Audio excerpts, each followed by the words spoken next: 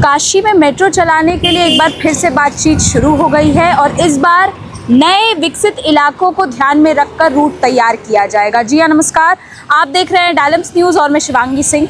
आपको बता दूं कि अब काशी में मेट्रो लाने की जो बातचीत है उसको वापस से ध्यान में लाया गया है। वापस से जो मेट्रो लाने की बातचीत दोबारा शुरू हो चुकी है। इसके साथ साथ इस बार जो भी नए रूट तैयार किए जाएंगे वो नए विकसित इलाकों पर ध्यान में रखते हुए जो रूट्स हैं वो तैयार किए जाएंगे, जिनमें से आपका रिंग रोड, बाबतपुर का इलाका और आपका जो मुगल सराय जाने का रास्ता है, ये 3 क्षेत्र इसमें प्रमुख जो हैं ये शामिल हैं। वाराणसी के जिला अधिकारी ने 2016 में तैयार की गई मेट्रो फिजिबिलिटी रिपोर्ट को वापस से उसकी मांग की गई है, वापस से उसका समीक्षण करने की तैयारी चालू है, वापस से उसको ध्यान में लाया गया है।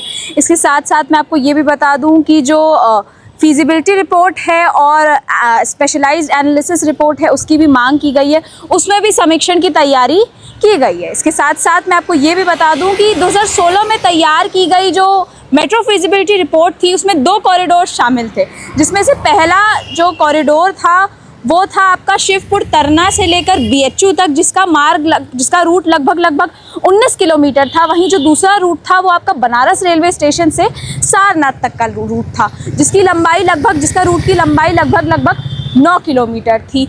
और इसके साथ साथ मैं आपको ये भी बता दूं कि 2021 आते आते कई ऐसी समस्याएं आ गई, जैसे सीवेज की, पानी की दिक्कतें और भी अन्य रूट की दिक्कतें, जिसकी वजह से ये जो मेट्रो का जो प्रस्ताव था उसको ठप करा दिया गया, उसको रोक दिया गया था।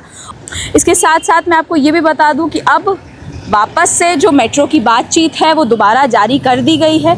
तो अब देखने वाली बात ये होगी कि कब मेट्रो की जो प्रस्ताव है वो सरकार स्वीकार करती है और कब इसका कार्य शुरू किया जाता है और बनारस में जो ट्रैफिक की समस्याएं हैं और जन समस्याएं हैं उनसे लोगों को पूर्ति मिलती है। तो ऐसी और भी खबरों के लिए जुड़े रहिए डायलम्स न्यूज़ के साथ।